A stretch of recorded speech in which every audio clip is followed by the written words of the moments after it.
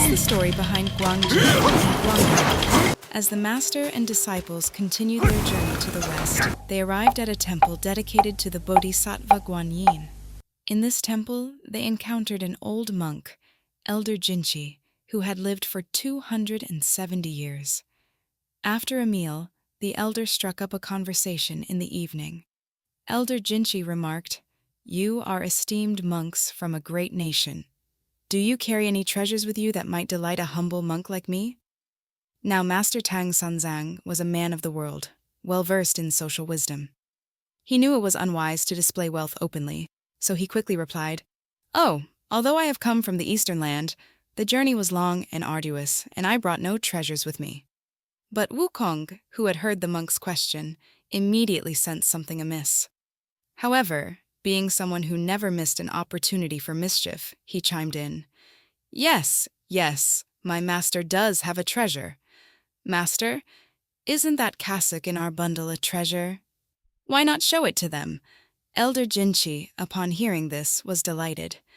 "A cassock? I've lived 270 years and worn no less than 1,000 cassocks. What's so special about that?" Tang Sanzang quickly tried to downplay it. Yes, it's just a cassock, nothing more." But Wukong wasn't done stirring the pot. No, this cassock is different. You won't believe it until you see it." Without further ado, he pulled out the cassock and spread it open. The old monk was stunned. This wasn't just any cassock, it was adorned with dazzling diamonds. The elder's heart was immediately captivated. He said, "My poor old eyes can't see well at night. Could you let me take it back to my room for a closer look?" Tang Sanzang's heart sank. This was trouble. But Wukong, sensing an opportunity, laughed and said, "Sure, take it. Take it back and admire it to your heart's content." The old monk, holding the cassock, returned to his quarters. But once there, he began to weep bitterly. His disciples gathered around him, asking, "Master, why are you crying?" The elder replied, "I've lived for 270 years, and I've never seen such a fine cassock. But now that I've seen it, how can I bear to part with it?" One of his disciples, Guangzhi, meaning wisdom, and the other, Guangmou, meaning cunning, hatched a plan. They said, "Master, if you wish to keep it, it's not difficult. Tonight is dark and windy. They're staying in the front courtyard. Why don't we set a fire there by accident, and in the chaos they'll be gone, leaving the cassock for you?" The old monk, driven by greed, agreed to the plan. That night, they set their scheme into motion. But no matter how cunning they were, could they outwit Wukong? Wukong had one philosophy: if you don't harm me, I won't harm you. But if you try to harm me, I'll be even more ruthless. Sensing the plot, Wukong flew to the heavens and obtained a fireproof cover. He placed it over Tang Sanzang and then waited nearby. When the fire broke out, the monks shouted to douse it with water, but Wukong said, "No need for water, just wind will do."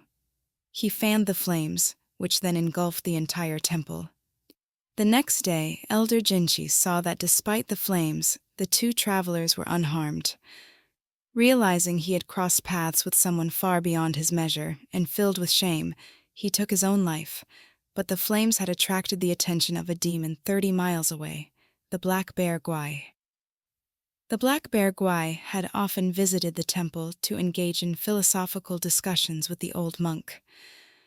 When he saw the temple ablaze, he rushed over to help but found everything reduced to ashes.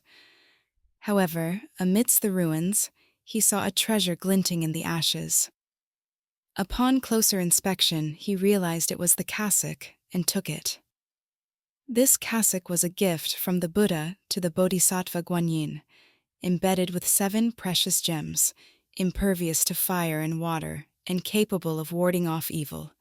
Thus, it remained unscathed by the flames. When Tang Sanzang discovered the cassock missing, he was furious.